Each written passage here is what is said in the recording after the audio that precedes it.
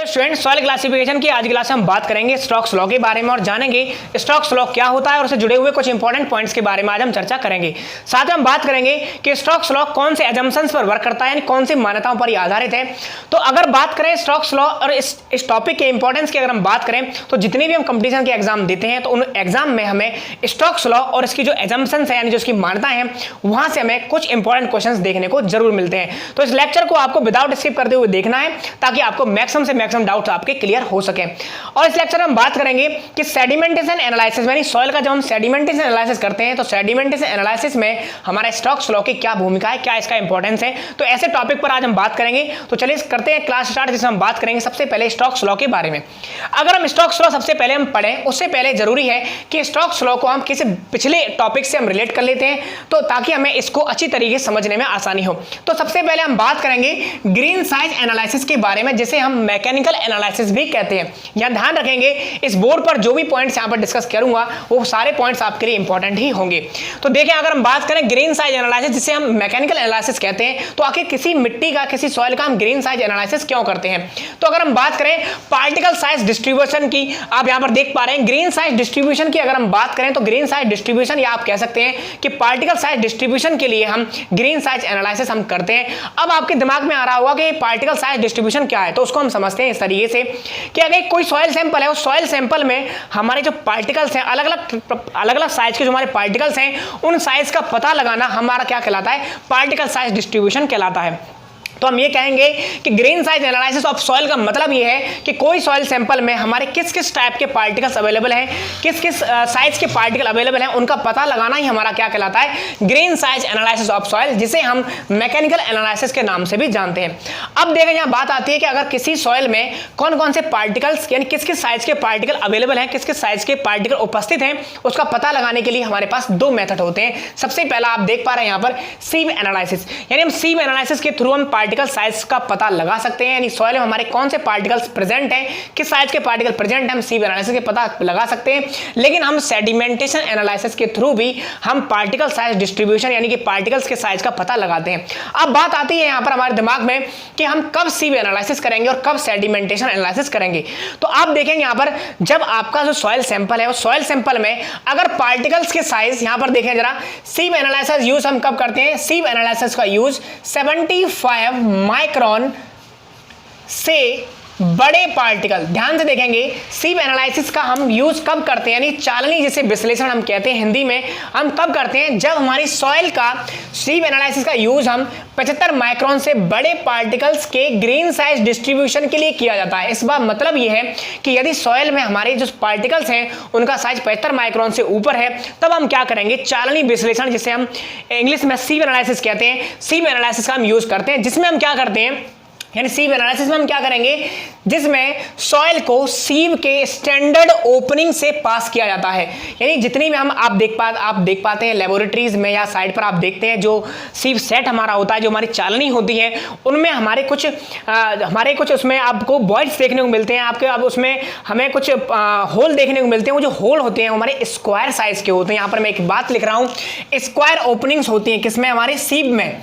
तो ये आपके लिए एक इंपॉर्टेंट पॉइंट पहला आपको यहां पर दिखाई दे रहा है। आपसे पूछा जा सकता है कि अगर 4.75 mm की सीव है तो उसमें 4.75 का जो उसके अंदर होल है वो होल हमारा किस नेचर का है, होल हमारा स्क्वायर है या सर्कुलर है या फिर वो हमारा, यानी इस तरीके से आपको क्वेश्चन देखने को मिल सकते हैं। तो आपको याद पता होना चाहिए कि जब भी हम सीव एनालिसिस करते हैं तो जो सीव सेट है, जो सीव की जो स्टैंडर्ड ओपनिंग होती है वो कैसी होती है, स्क्वायर ओपनिंग होती है। तो ओवरऑल हम यहां पर ये समझ सकते हैं कि यदि सॉइल में यहां तक हमने क्या समझ पाया कि यदि सॉइल में 75 माइक्रोन से बड़े साइज हैं, यहां पर देखें, यहां पर मैंने लिखा हुआ है कि यहां पर इस लाइन को आप कहते हैं 75 माइक्रोन। तो 75 माइक्रोन से अगर बड़े साइज है तो उसके लिए हम करते हैं सीव एनालिसिस, उसके लिए हम क्या करेंगे, सीव एनालिसिस हम करते हैं। लेकिन अगर हम बात करें 75 माइक्रोन से अगर कम साइज के पार्टिकल हैं तो उस केस में हम करते हैं सेडिमेंटेशन एनालिसिस। आप इन बातों को ध्यान से आपको देखना है और अच्छी तरीके से समझना है। देखें जरा, सेडिमेंटेशन एनालिसिस करेंगे तो अगर हमारी सॉइल सैंपल में 75 माइक्रोन से बड़े पार्टिकल्स हैं तो उसके लिए हम सीव एनालिसिस करेंगे, जिसमें हम क्या करते हैं, सॉइल को एक स्टैंडर्ड सीव सेट से, यानी जिसमें ओपनिंग हमारी कैसी होती है, स्क्वायर होती है, उनसे हम पास करते हैं। अब यहां पर बात आती है कि सीव एनालिसिस हमारा किस तरीके से, कितने प्रकार से किया जा सकता है। तो सीव एनालिसिस हम दो प्रकार का हम करते हैं, एक हमारा होता है वेट सीव एनालिसिस, दूसरा हमारा होता है ड्राई सीव एनालिसिस। अब वेट सीव एनालिसिस कब करते हैं, ये हमारे किसी भी टाइप की हमारी सॉइल है, कोई भी टाइप की हमारी सॉइल हो उसके लिए, यानी कि all applicable for all soil, यानी सभी टाइप की जो सॉइल है उनके लिए हमारा वेट सीव एनालिसिस हमारा एप्लीकेबल है। लेकिन ड्राई सीव एनालिसिस हम कब करते हैं, जब हमारे उसके अंदर क्ले की मात्रा नहीं होती, यानी सॉइल में क्ले की मात्रा नहीं होगी तभी हम ड्राई सीव एनालिसिस करेंगे। अब क्ले की मात्रा नहीं है, इसका मतलब क्या है, आप जानते हैं कि जो हमारे क्ले के पार्टिकल्स होते हैं उन पर चार्ज होते हैं और वो एक दूसरे को क्या करते हैं, एक दूसरे से चिपक कर एक फ्लॉक बना सकते हैं, एक बड़ा पार्टिकल बना सकते हैं। और बड़ा पार्टिकल अगर बन जाएगा, सपोज कीजिए कि एक कोई 3-4 पार्टिकल मिलकर अगर कोई बड़ा पार्टिकल बना है तो उसमें हमें क्या होगा, जब हम सीव एनालिसिस करेंगे तो वो अलग अलग ओपनिंग से पास होगा, उसकी एक्चुअल जो साइज है वो एक्चुअल साइज ना बताकर उसका साइज हमें बड़ा पता चलेगा, जिससे हमारा सीव एनालिसिस में इनकरेक्ट रिजल्ट हमें देखने को मिल सकते हैं। तो यहां पर हम कह रहे हैं कि ड्राई सीव एनालिसिस हम तब करते हैं applicable only to soil that do not have any appreciable amount of clay, यानी जब हमारा सॉइल में जो क्ले की मात्रा है जब नहीं होती है तो उस केस में हम क्या करते हैं, ड्राई सीव एनालिसिस का यूज करते हैं। अब एप्रिसिएबल अमाउंट का मतलब क्या है, यहां पर एप्रिसिएबल अमाउंट का मतलब है जब 10% से भी कम हमारी क्ले होती है तो उस केस में हम क्या करते हैं, ड्राई सीव एनालिसिस का यूज हम कर लेते हैं। अब आगे देखेंगे यहां पर कि देखें, एक हमारा 4.75 से ऊपर आपने ये भी पढ़ा होगा कि कोर्स सीव एनालिसिस, आपने ये भी देखा होगा कि कोर्स सीव एनालिसिस हम कब करते हैं, इसको आप देख लीजिए। कोर्स सीव एनालिसिस हम तब करते हैं जब हमारी सॉइल सिम में 4.75 mm से अगर बड़े पार्टिकल तो उसके लिए हम कोर्स सीव एनालिसिस करते हैं। दूसरा फाइन सीव एनालिसिस हम कब करते हैं, जब पार्टिकल्स का साइज हमारा कितना होता है, 4.75 से कम है, 4.75 mm से कम होता है। यानी कि अगर सॉइल में अगर हम बात करें कि सॉइल सैंपल में अगर हमारे 4.75 mm से बड़े पार्टिकल हैं तो उसके लिए हम कोर्स सीव एनालिसिस करते हैं, जबकि अगर 4.75 से कम पार्टिकल हैं तो उसे हम फाइन सीव एनालिसिस करते हैं। तो ये एक हमारा छोटा सा इंट्रोडक्शन हुआ सीव एनालिसिस के बारे में। लेकिन अभी हमें पढ़ना है स्टोक्स लॉ, और स्टोक्स लॉ के लिए हम चलते हैं सेडिमेंटेशन एनालिसिस पर। तो अब बात करेंगे सेडिमेंटेशन एनालिसिस पर। तो अभी हमने बताया कि जब सॉइल सैंपल में हमारे पार्टिकल्स के साइज हमारे 75 माइक्रोन से कम है तो उस केस में हम सीव एनालिसिस नहीं करते हैं, जबकि हम सेडिमेंटेशन एनालिसिस को हम करते हैं। अब हम सीव एनालिसिस क्यों नहीं करते, मैंने अभी आपको बताया कि जो भी हमारे छोटे छोटे पार्टिकल्स हैं, लाइक क्ले के पार्टिकल उन पर चार्ज होता है, वो फ्लॉक बना सकते हैं, 2-4 पार्टिकल मिलकर एक पार्टिकल बना सकते हैं। तो उस केस में हमें उनके एक्चुअल साइज पता लगाने में हमें दिक्कत होगी, इसलिए हम क्या करते हैं, सेडिमेंटेशन एनालिसिस का यूज करते हैं। तो यहां पर आप कुछ पढ़ेंगे, देखेंगे, ऐसे सॉइल पार्टिकल्स जिनका साइज 75 माइक्रोन से कम होता है उन्हें सीव नहीं किया जा सकता, उन्हें छाना नहीं जा सकता, उनकी जो चालनी विश्लेषण यानी सीव एनालिसिस में उनका हम सीव नहीं कर सकते। तो छाना नहीं जा सकता क्योंकि 75 माइक्रोन से कम साइज के पार्टिकल पर चार्ज होते हैं जो एक दूसरे पार्टिकल को अट्रैक्ट करके बड़ा पार्टिकल बना लेते हैं। इससे हमारे जो पार्टिकल साइज है उनकी रेंज में हमें वेरिएशन देखने को मिलेगा और इनकरेक्ट रिजल्ट देखने को मिलेंगे। लेकिन हम चाहते हैं कि 75 माइक्रोन से भी अगर कम साइज के पार्टिकल सॉइल में अवेलेबल हैं तो उनको हम करेक्ट पार्टिकल साइज डिस्ट्रीब्यूशन कैसे कर सकते हैं, उसके लिए हम सेडिमेंटेशन एनालिसिस का यूज करेंगे। आगे देखेंगे, तो इसलिए 75 माइक्रोन से कम साइज के पार्टिकल साइज डिस्ट्रीब्यूशन के लिए सेडिमेंटेशन एनालिसिस का यूज करते हैं, जिसमें स्टोक्स लॉ की थ्योरी का यूज किया जाता है। अब हम आज के हमारे टॉपिक पर आए कि स्टोक्स लॉ की थ्योरी का यूज हम कब करते हैं। तो मैंने अभी आपको बताया कि जब हम सेडिमेंटेशन एनालिसिस करते हैं तो उस केस में हम स्टोक्स लॉ की थ्योरी का यूज करते हैं। अब बात आती है कि सेडिमेंटेशन एनालिसिस हम कौन कौन से मेथड से करते हैं। आगे आने वाले लेक्चरों में हम हाइड्रोमीटर पर डिस्कस करेंगे। तो सेडिमेंटेशन एनालिसिस करने के लिए हमारे पास 3 मेथड हैं, एक तो हाइड्रोमीटर मेथड, दूसरा हमारा पिपेट मेथड, तीसरा प्लेमेट बैलेंस मेथड। इन 3 मेथड से हम सेडिमेंटेशन एनालिसिस हम कर सकते हैं। अब बात यहां पर यह है कि सेडिमेंटेशन एनालिसिस में स्टोक्स लॉ की थ्योरी का क्या यूज है और ये थ्योरी क्या है, उस पर हम बात करते हैं। तो देखेंगे जरा यहां पर जब भी आप देखते हैं कि जब भी हम इन्वायरमेंट में पढ़ते हैं, जो सेडिमेंटेशन टैंक थे उसमें हमने पढ़ा था कि जितने भी हमारे सॉइल के पार्टिकल्स होते हैं उनकी एक टेंडेंसी है, वो टेंडेंसी क्या है कि वो धीरे धीरे पार्टिकल्स में, अगर हमारा जो वाटर है उस वाटर की जो वेलोसिटी है अगर वो बिल्कुल कम हो, यानी पानी अगर बिल्कुल स्थिर है, तो जो पार्टिकल्स हैं वो धीरे धीरे क्या होते हैं, सेटल डाउन होने लगते हैं, यानी सेडिमेंट होने लगते हैं। तो ये हमारा क्या है, ये पार्टिकल्स की इस टेंडेंसी को क्या कहते हैं, इस पार्टिकल की इसी टेंडेंसी को हम सेडिमेंटेशन के नाम से जानते हैं। अब इसी सेडिमेंटेशन का यानी इसी प्रॉपर्टी का हम यूज करेंगे सेडिमेंटेशन एनालिसिस में। तो स्टोक्स लॉ क्या है, स्टोक्स लॉ क्या है कि जब भी हमारा कोई पार्टिकल, आप देख पा रहे हैं हमारा कोई टैंक है, तो ये टैंक हमारा क्या होगा, ये टैंक में हमारा वाटर है, यानी कोई हमारा लिक्विड है, उस लिक्विड की ये फ्री सरफेस है और इस फ्री सरफेस में लिक्विड हमारा रेस्ट कंडीशन में, तो ये जो सॉइल पार्टिकल है, ये सॉइल पार्टिकल धीरे धीरे क्या होगा, डाउनवर्ड हमारा सेटल होने लगता है, यानी कि नीचे धीरे धीरे बैठने लगता है। तो स्टोक्स लॉ क्या करता है, तो देखें जरा यहां पर, इट गिव्स, यानी स्टोक्स लॉ का क्या वर्क है, Stokes law gives terminal velocity, यहां पर देखेंगे ध्यान से, Stokes law gives terminal velocity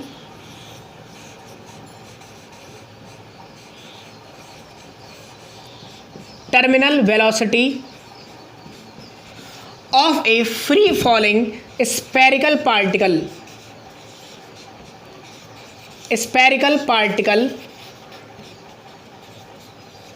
in a liquid मास। इसका मतलब ये है कि किसी लिक्विड मास में हमारा ये जो स्फेरिकल पार्टिकल आप देख पा रहे हैं, यहां पर कोई एक सॉइल पार्टिकल है, जो गोल पार्टिकल मैंने यहां पर दिखाया हुआ है, इसकी डाउनवर्ड डायरेक्शन आपको नहीं देखनी है, ये आपको जो गोल पार्टिकल दिखाई दे रहा है कोई हमारा सॉइल का एक पार्टिकल है जो कि स्फेरिकल शेप का है। तो कोई स्फेरिकल पार्टिकल अगर हमारा फ्री फॉल कर रहा है, यानी कि पूरी तरीके से सेटल डाउन होने की टेंडेंसी है उसके अंदर, तो वो सीधे डाउन हो रहा है, तो उस केस में यानी ये स्टोक्स लॉ क्या करता है, उसकी टर्मिनल वेलोसिटी प्रोवाइड करता है। अब आपके दिमाग में आ रहा होगा आखिर टर्मिनल वेलोसिटी क्या है, तो यहां से हम समझेंगे, देखें जरा कि जब हमारा कोई पार्टिकल नीचे, यहां पर कोई हमारा लिक्विड है और उस लिक्विड में कोई हमारा सॉइल पार्टिकल है और नीचे सेटल डाउन होता है, तो जिस रेट से वो सेटल डाउन हो रहा है, तो किस तरीके से सेटल डाउन होगा उसकी हम बात करेंगे और इसके एक एक्सप्रेशन की हम बात करेंगे। तो देखें जरा कि जब कोई पार्टिकल नीचे बैठता है तो उसका जो सेल्फ वेट है वो हमारा कैसा है, W है।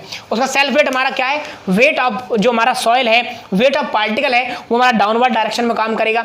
दूसरा, जब कोई लिक्विड हमारा लिक्विड मास में डाउनवर्ड सेटल होगा, तो उसके हमने पिछले जो क्लासेस थी, हमारे जो बैक क्लासेस होते हैं उनमें हम पढ़ते हैं कि जब भी कोई पार्टिकल नीचे की तरफ बैठ रहा है तो उस पर हमारा अपवर्ड फोर्स भी लगता है, जिसे हम बॉयंट फोर्स कहते हैं, यानी बॉयंसी फोर्स हमारा लगता है। तो वहीं पर हम बात करेंगे कि इस पर हमारे इस पार्टिकल पर दो फोर्स हमारे अपवर्ड डायरेक्शन में लगते हैं, एक तो हमारा बॉयंसी फोर्स और दूसरा हमारा ड्रैग फोर्स, इस पर हमारे क्या करते हैं, वर्क करते हैं। तो दो तरीके फोर्स हैं, तो ये हमारा ड्रैग फोर्स और बॉयंसी फोर्स हमारे अपवर्ड डायरेक्शन में है, जबकि डाउनवर्ड डायरेक्शन हमारा क्या है, वेट ऑफ सॉइल।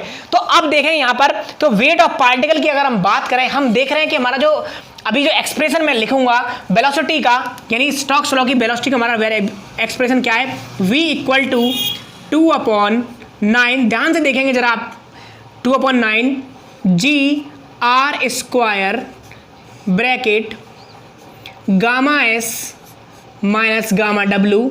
अभी मैं डिटेल में आपको बताता हूं कि ये किस तरीके से आए हैं, gamma s minus gamma w upon mu, या इसको हम इस तरीके से भी लिख सकते हैं, और करके आप लिख सकते हैं इसको 1/18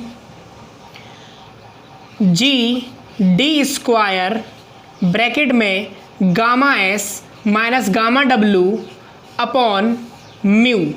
ये भी, यानी ये जो फार्मूला हमारा है, ये फार्मूला हमारा जो आया आपके सामने दिखाई दे रहा है, तो ये फार्मूला क्या कर रहा है, यानी स्टोक्स लॉ किसी सॉइल पार्टिकल के जो टर्मिनल वेलोसिटी, यानी जिस वेलोसिटी से वो डाउनवर्ड डायरेक्शन में बैठ रहा है, उस टर्मिनल वेलोसिटी v और उस पार्टिकल के साइज d में क्या करता है, कि रिलेशन हमें देता है। तो उसके लिए हम देखेंगे किस तरीके से देता है, वह यहां पर हम देखेंगे आखिर किस तरीके से आता है।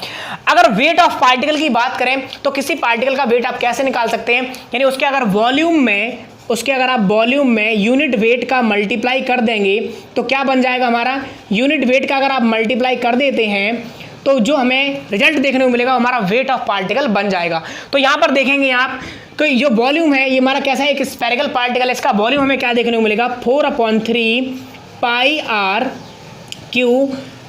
Multiply by unit weight of soil. तो यूनिट वेट ऑफ सॉइल हम मानते हैं gamma S equal to buoyant force की अगर हम बात करें तो बॉइंट फोर्स यहां पर हम किस तरीके से फाइंड कर सकते हैं कि बॉइंट फोर्स में आप देखें ये जो पार्टिकल है ये कितने वॉल्यूम का लिक्विड डिस्प्लेस करेगा, वो उतना ही डिस्प्लेस करेगा जितना इसका हमारा साइज होगा।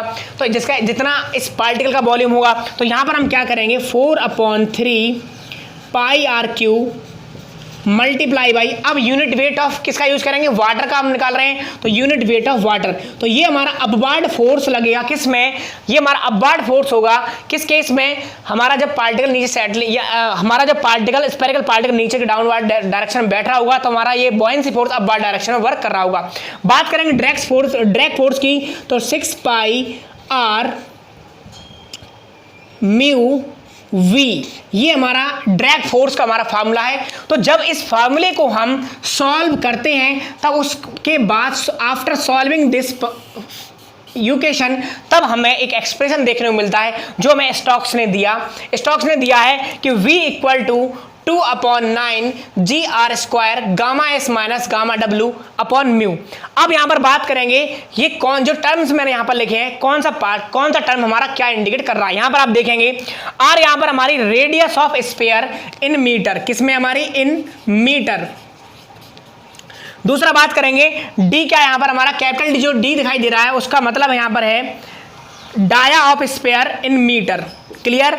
दूसरा जो हमारा V है वो V है terminal velocity of falling sphere, यानी कि जो हमारा स्फेरिकल पार्टिकल है जिस रेट से डाउनवर्ड डायरेक्शन में बैठ रहा है वो उसकी टर्मिनल वेलोसिटी V है। ये हमारी किसमें होगी, मीटर पर सेकेंड में, क्लियर। दूसरा अगर हम बात करें गामा एस क्या है हमारा, unit weight of soil solid in kilo Newton पर मीटर क्यूब।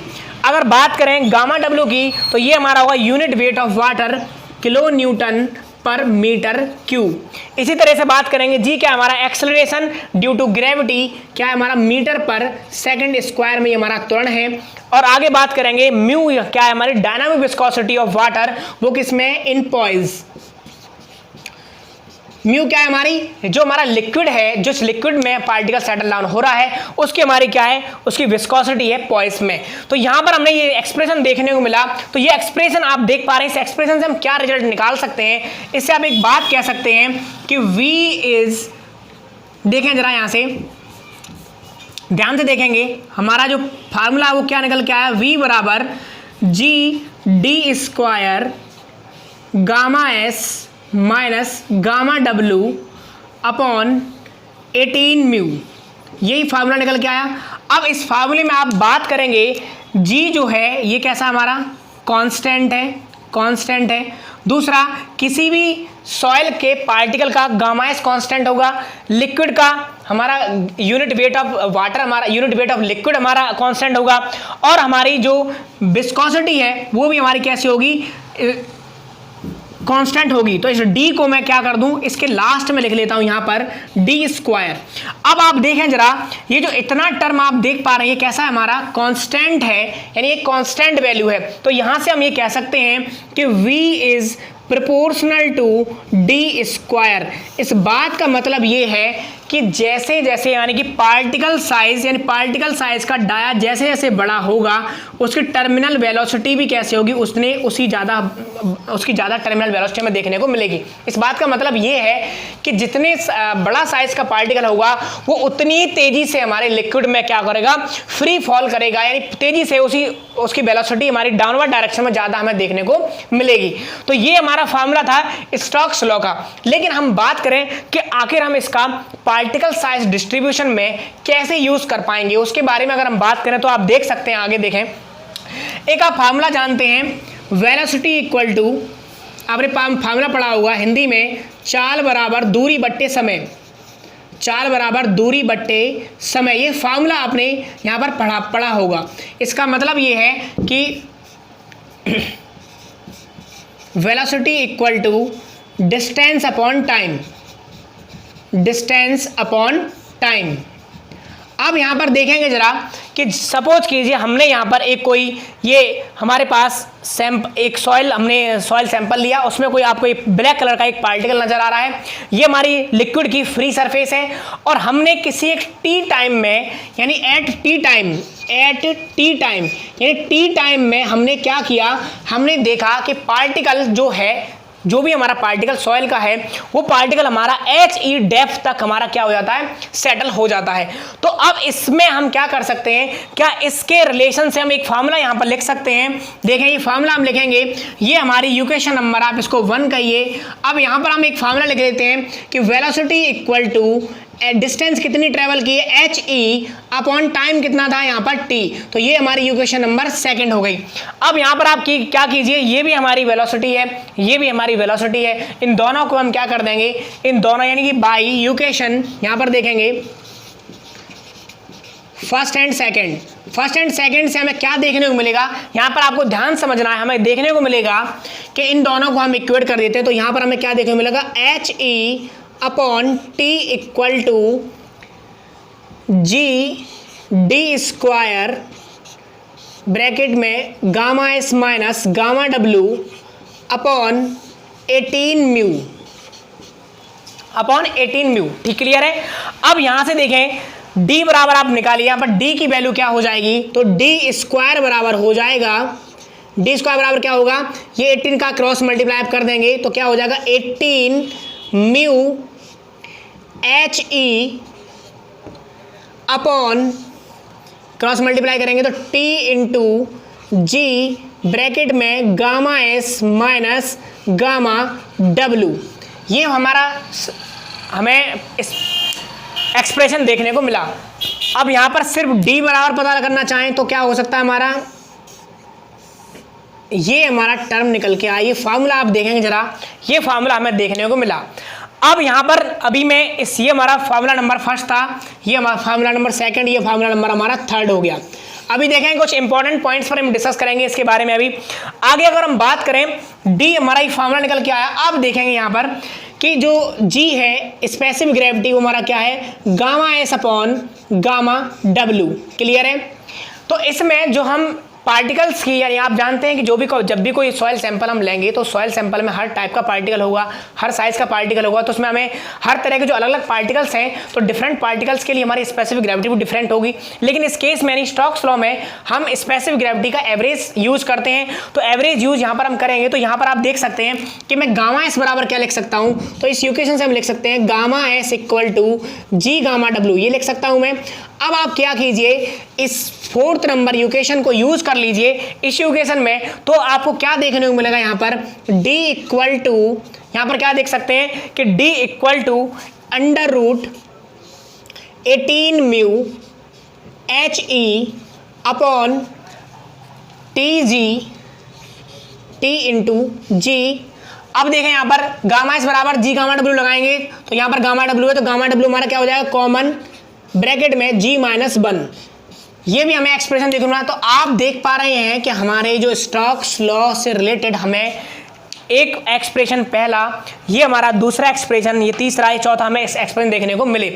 अब यहाँ पर आपको समझना ये है कि इसका हम पार्टिकल साइज एनालिसिस में किस तरीके से यूज करते हैं। तो आप देखेंगे जरा, यहाँ पर सपोज कीजिए कि ये हमारा कोई एक बीकर है और उस बीकर में हमने लिक्विड भरा हुआ है और उसमें हमारा कोई पार्टिकल सेटल डाउन हो रहा है। तो T समय में जो पार्टिकल सेटल डाउन होगा तो क्या हम उसका डाया निकाल सकते हैं। तो देखें कैसे, जब हमने इस इक्वेशन को यूज किया था तो यहाँ पर क्या था, हमारा T समय में अगर कोई HE डेप्थ तक हमारा चलता है तो उसका हम डाया फाइंड कर पाएंगे, यानी कि उस पार्टिकल का साइज पता कर पाएंगे। तो देखें जरा यहाँ पर ये जो D है उसका फॉर्मूला क्या निकल के आया, इसमें हमारी म्यू है विस्कोसिटी, सॉरी हमारी डायनेमिक विस्कोसिटी हमें देखने को मिल रही है, जबकि HE क्या है, हमारी जो डिस्टेंस ट्रेवल बाय पार्टिकल ने कितनी डिस्टेंस कवर की है। दूसरा गामा S गामा W और T और G, ये सारी हमारी वैल्यू कैसे कांस्टेंट है। तो क्या हम ये सारी वैल्यू, यानी कि इस बीगर में जो भी पार्टिकल है अगर वो सेटल डाउन हो रहा है तो किस साइज का पार्टिकल है तो उसका हम पता लगा सकते हैं। यानी ये फार्मूला था हमारा कि जैसे इस फार्मूले ने अभी बताया, हमें इस एक्सप्रेशन से हमें बताया कि V इक्वल टू है, ये फार्मूला हमें देखने को मिला। ठीक है। अब इस फार्मूले में आपने देखा कि v is proportional to D square, इसका मतलब ये था कि जैसे जैसे पार्टिकल का डाया बढ़ेगा वैसे वैसे उसकी टर्मिनल वेलोसिटी भी बढ़ेगी। तो इसका मतलब भारी पार्टिकल होगा तो तेजी से सेटल डाउन होगा, स्पीड से सेटल डाउन होगा।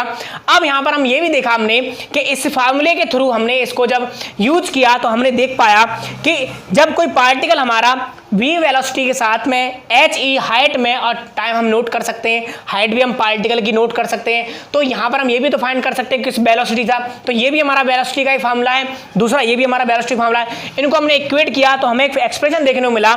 अब इस एक्सप्रेशन का यूज हम किस लिए करते हैं, इस एक्सप्रेशन का यूज ही हम पार्टिकल साइज डिस्ट्रीब्यूशन के लिए करते हैं, क्योंकि h ही डिस्टेंस ट्रेवल करेगा, जिस टाइम में ट्रेवल करता है उसमें हम पार्टिकल का साइज हम पता कर सकते हैं।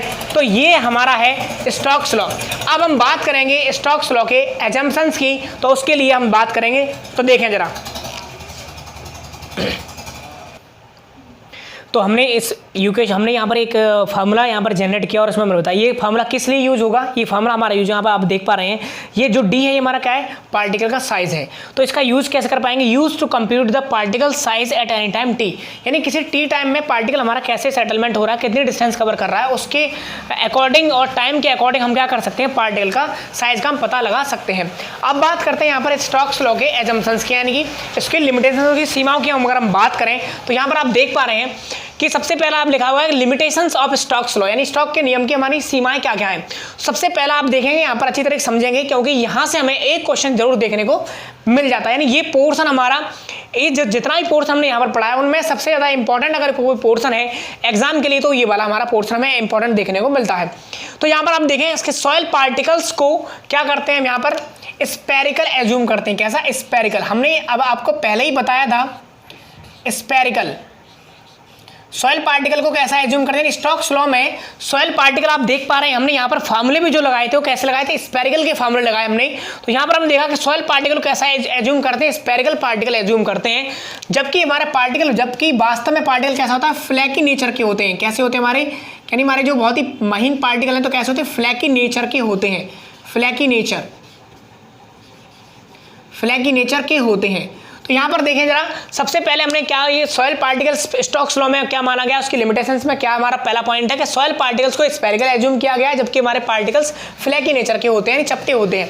दूसरा अगर बात करें जो मीडियम है, मीडियम का मतलब जो हमारा ये लिक्विड हमारे यहाँ पर है उसमें हम क्या बोला गया है, इसमें इनफाइनाइट वॉल्यूम माना गया, यानी मीडियम को इनफाइनाइट एज्यूम किया गया है। अब इनफाइनाइट का मतलब क्या है वो मैं आपको बताता हूँ। इनफाइनाइट एज्यूम किया गया है, यानी मीडियम को इनफाइनाइट एज्यूम किया जाता है, जबकि अब इनफाइनाइट का मतलब ये है कि उसमें कोई भी, यानी अगर आप देखें कोई भी हमारा कोई पार्टिकल सेटल हो रहा है तो इस साइड में भी हमारा इनफाइनाइट वॉल्यूम हो, इस साइड में भी हमारा कैसा है, इनफाइनाइट वॉल्यूम हो, और यानी कि हर डायरेक्शन में आप देखें कैसा हमारा इनफाइनाइट वॉल्यूम है, यानी कि पानी जो अभी लिक्विड है उसकी कोई बाउंड्री नहीं है। यानी इन शॉर्ट ये कह सकते हैं हम कि नो बाउंड्री। यहाँ पर हम क्या कह सकते हैं, इनफाइनाइट वॉल्यूम का मतलब ये है, मीडियम को इनफाइनाइट एज्यूम किया, इनफाइनाइट का मतलब है no boundary, no boundary.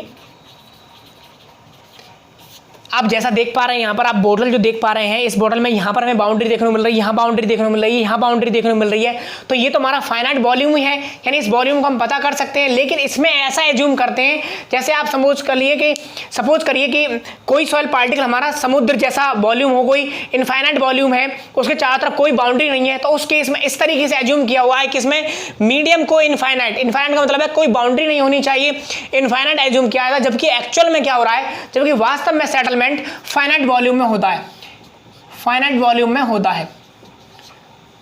Clear. Next point की बात करें अगर, तो पार्टिकल को, अगला पॉइंट हमारा अगली जो हमारी लिमिटेशन है वो क्या है कि पार्टिकल को